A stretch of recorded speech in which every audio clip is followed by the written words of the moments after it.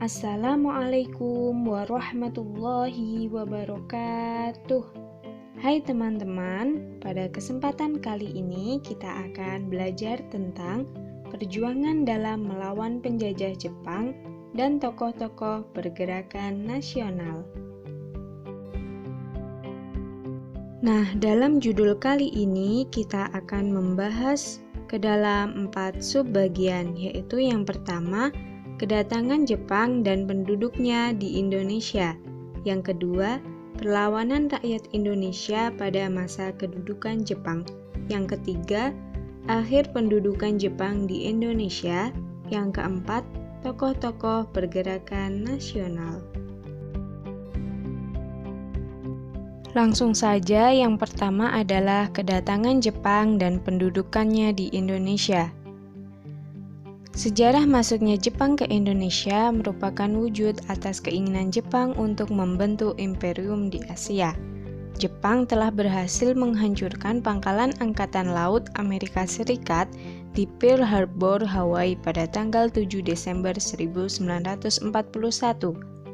Penyerangan tersebut bertujuan untuk melumpuhkan kekuatan Amerika Serikat yang diperkirakan akan menjadi ganjalan bagi ekspansi Jepang di Asia.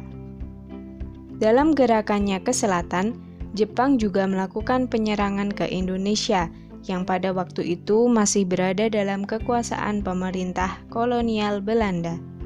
Pada tanggal 11 Januari 1942, tentara Jepang telah mendarat di Tarakan atau Kalimantan Timur. Lalu selanjutnya, Panglima tertinggi pemerintah Hindia Belanda menyerah tanpa syarat di Kalijati, Bandung. Jepang tanpa banyak menemui perlawanan yang berarti berhasil menduduki Indonesia. Bahkan pada awal masuknya ke Indonesia, terutama pada bulan pertama, kedua, dan ketiga pada tahun 1942, nampaknya tentara Jepang diterima dengan sambutan baik dari rakyat Indonesia. Seperti yang sudah kita ketahui pada masa sekarang bahwa sebenarnya semboyan gerakan 3A dan pengakuan sebagai saudara tua yang disampaikan Jepang merupakan tipu muslihat agar bangsa Indonesia dapat menerima kedatangan bala tentara Jepang. Pada awalnya, kedatangan pasukan Jepang disambut dengan hangat oleh bangsa Indonesia, namun dalam kenyataannya Jepang tidak jauh berbeda dengan negara imperialis lainnya. Tujuan kedatangan Jepang ke Indonesia adalah untuk menanamkan kekuasaannya, untuk menjajah Indonesia, yang dapat diartikan bahwa semboyan gerakan 3A dan pengakuan sebagai saudara tua merupakan semboyan yang penuh kepalsuan. Hal itu dapat dibuktikan dari beberapa kenyataan yang terjadi selama pendudukan Jepang di Indonesia.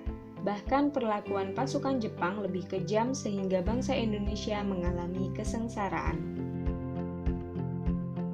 Sumber-sumber ekonomi dikontrol secara ketat oleh pasukan Jepang untuk kepentingan peperangan dan industri Jepang melalui cara berikut, yaitu yang pertama, tidak sedikit para pemuda yang ditangkap dan dijadikan romusa, di mana romusa sendiri adalah tenaga kerja paksa yang diambil dari para pemuda dan petani untuk bekerja paksa pada proyek-proyek yang dikembangkan pemerintahan pendudukan Jepang. Banyak rakyat Indonesia yang meninggal ketika menjalankan romusa. Kebanyakan dari mereka menderita kelaparan dan berbagai penyakit. Jepang berupaya menghapus pengaruh kultural Barat yang telah hinggap di Hindia Belanda.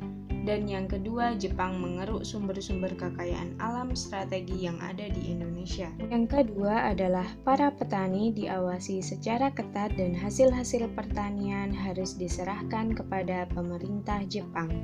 Yang ketiga adalah hewan peliharaan penduduk dirampas secara paksa untuk dipotong guna memenuhi kebutuhan konsumsi perang. Kebanyakan romusa adalah petani, dan sejak Oktober 1943, pihak Jepang mewajibkan para petani menjadi romusa. Mereka dikirim untuk bekerja di berbagai tempat di Indonesia serta Asia Tenggara. Jumlah orang-orang yang menjadi romusa tidak diketahui pasti. Perkiraan yang ada bervariasi dari 4 hingga 10 juta. Perlawanan rakyat Indonesia pada masa kedudukan Jepang. Propaganda Jepang untuk menciptakan kemakmuran bersama di antara bangsa-bangsa Asia jauh dari kenyataan. Jepang justru secara terang-terangan menindas bangsa Indonesia secara kejam. Tata kehidupan rakyat dijungkirbalikkan, norma-norma yang berlaku di masyarakat diinjak-injak. Akibatnya, di beberapa tempat kemudian muncul perlawanan terhadap penduduk militer Jepang. Perjuangan para pemimpin bangsa dalam melawan penduduk Jepang dan memperjuangkan kemerdekaan dilakukan dengan cara strategi kooperasi, gerakan di bawah tanah, dan perlawanan bersenjata. Yang pertama, perlawanan dengan strategi kooperasi. Perlawanan dengan strategi kooperasi atau bekerja sama muncul disebabkan Jepang melarang berdirinya semua organisasi pergerakan nasional. Pemerintahan Jepang mengeluarkan kebijakan yang hanya mengakui organisasi-organisasi bentukannya yang ditujukan bagi kemenangan Perang Asia Timur Raya. Tokoh-tokoh pejuang nasionalis kemudian memanfaatkan semua organisasi bentukan Jepang itu dengan cara menggembleng kaum muda agar terus berusaha mewujudkan kemerdekaan Indonesia. Selain itu, mereka berhasil merumuskan UUD dan dasar negara yang akan diperlukan apabila negara telah merdeka. Adapun bentuk perjuangan bangsa Indonesia dengan strategi kooperasi dilakukan melalui organisasi-organisasi seperti Putra, Jawa Hokokai, Majelis Islam Ala Indonesia dan Masyumi, Jiwo Sang-in, BPUPKI, dan PPKI. Yang kedua, perlawanan dengan strategi gerakan di bawah tanah, yaitu secara ilegal. Munculnya perlawanan gerakan di bawah tanah atau ilegal karena terlalu kuatnya pemerintahan Jepang menekan dan melarang golongan oposisi. Gerakan nasionalisme yang ternyata tidak mampu menandingi kekuatan pemerintahan Jepang. Oleh karena itu, beberapa pejuang nasionalis mengambil jalan melakukan gerakan di bawah tanah. Strategi perjuangan tersebut ternyata dapat terorganisir secara rapi dan dilakukan secara rahasia. Mereka diam dan bersembunyi untuk menghimpun kekuatan rakyat.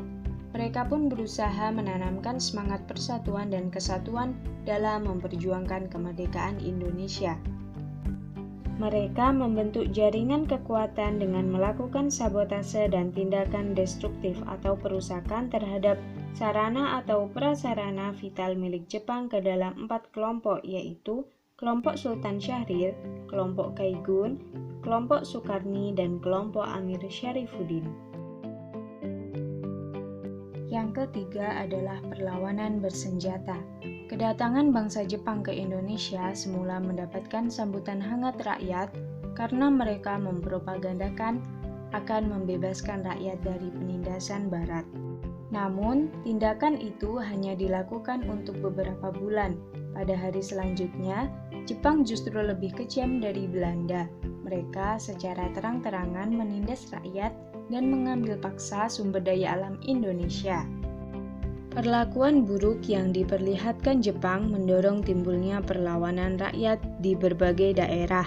Perlawanan bersenjata rakyat Indonesia yang dilakukan di berbagai daerah meliputi perlawanan rakyat dan tentara peta. Yang pertama, peristiwa Catpling di Aceh. Yang kedua, pemberontakan di Singaparna. Yang ketiga, pemberontakan di Indramayu. Yang keempat, pemberontakan Tengku Hamid di Aceh. Dan yang kelima, pemberontakan peta di Blitar. Akhir pendudukan Jepang di Indonesia. Pendudukan Jepang di Indonesia mulai melemah seiring kekalahan Jepang di Perang Dunia. Jepang justru terus berupaya untuk membuat bangsa Indonesia mendukung Jepang dalam peperangannya. Perdana Menteri Koiso, pengganti Perdana Menteri Tojo, mengumumkan tentang pendirian pemerintahan kemaharajaan Jepang, bahwa Hindia Timur atau Indonesia diperkenankan merdeka kelak di kemudian hari.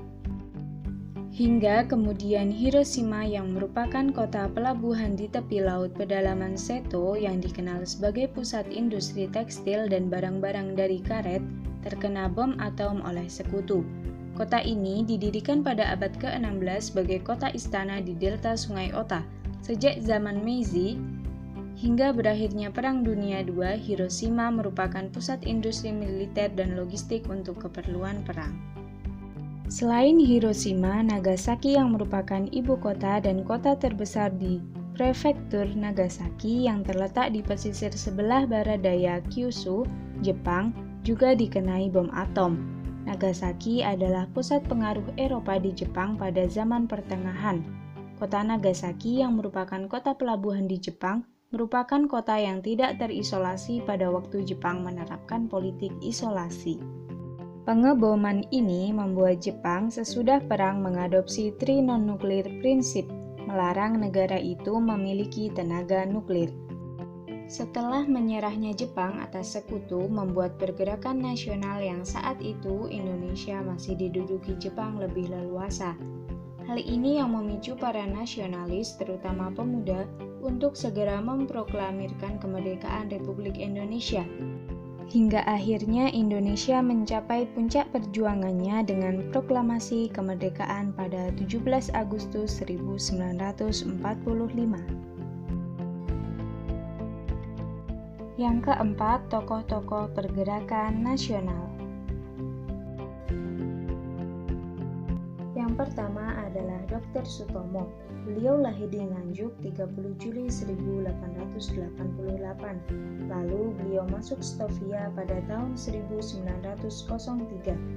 Pada tahun 1908, beliau bersama beberapa mahasiswa mendirikan Budi Utomo.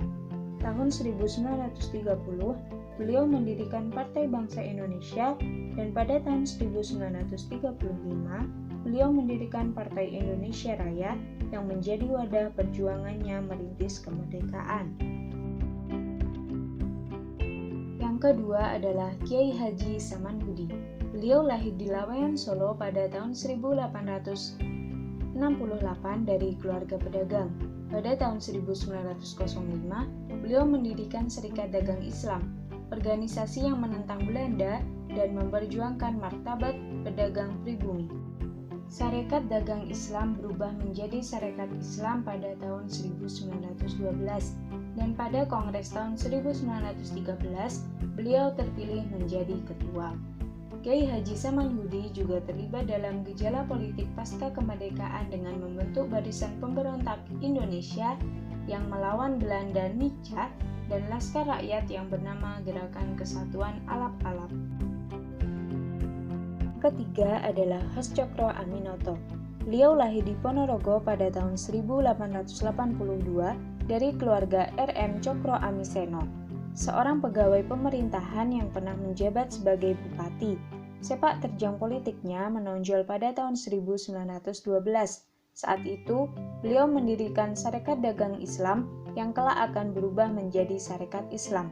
Kata mutiaranya yang termasyhur adalah setinggi-tinggi ilmu, semurni-murni tauhid, dan sepintar-pintar siasat.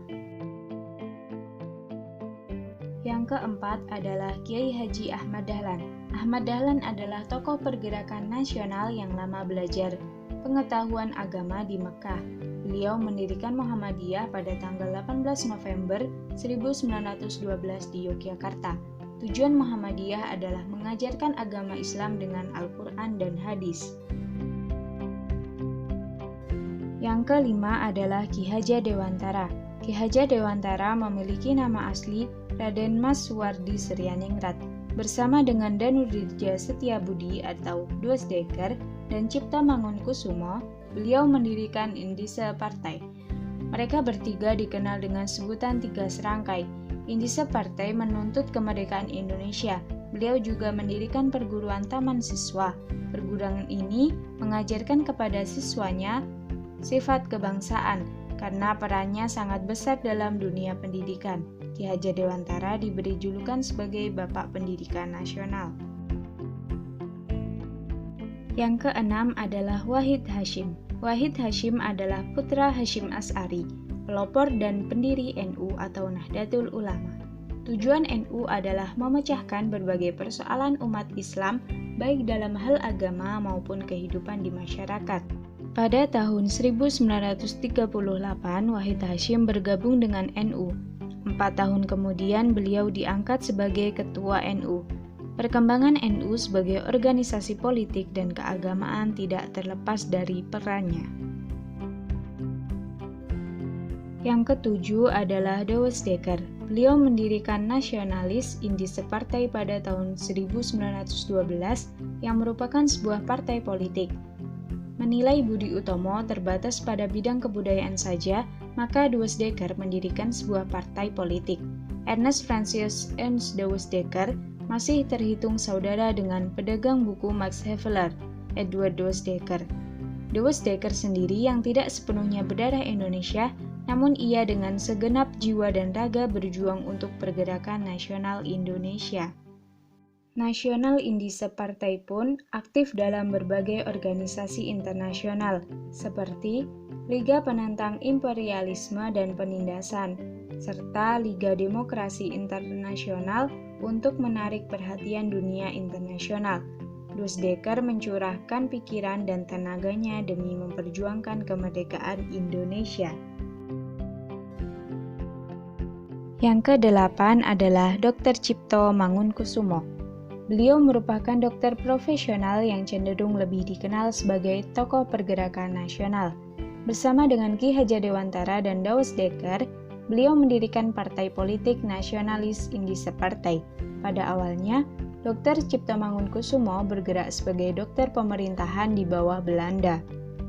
Namun, karena beberapa tulisannya dalam The Express yang cenderung mengkritik kekejaman pemerintahan Belanda, akhirnya beliau diberhentikan sebagai dokter pemerintahan. Hal tersebut membuat beliau semakin intens melakukan perjuangan, dengan sepenuh hati memperjuangkan kemerdekaan bangsa Indonesia. Yang kesembilan adalah Insinyur Soekarno. Kebangkitan nasional bukan saja pada masa berdirinya organisasi-organisasi pergerakan nasional, namun hingga saat ini juga, Soekarno berjasa besar bagi bangsa Indonesia. Perjuangannya menjelang detik-detik proklamasi tidak dapat dilupakan. Aktif dalam organisasi putra yang berjuang demi kemerdekaan bangsa Indonesia pun tidak dapat dilupakan. Walaupun setelah kemerdekaan, pada masa demokrasi terpimpin, ia bertindak sebagai diktator. Semua jasanya yang tak dapat dilupa. Pada saat agresi militer 1, ketika Indonesia terdesak, beliau memerintahkan Syarifuddin Prawiranegara untuk melanjutkan perjuangan Indonesia dengan mendirikan pemerintah darurat Republik Indonesia. Walau dengan risiko ditangkap oleh Belanda karena kondisi Yogyakarta pada saat itu masih sangat rawan. Inilah semangat perjuangan yang harus dimiliki segenap bangsa Indonesia. Demikianlah materi yang dapat kami tampilkan, kurang lebihnya mohon maaf yang sebesar-besarnya. Wassalamualaikum warahmatullahi wabarakatuh.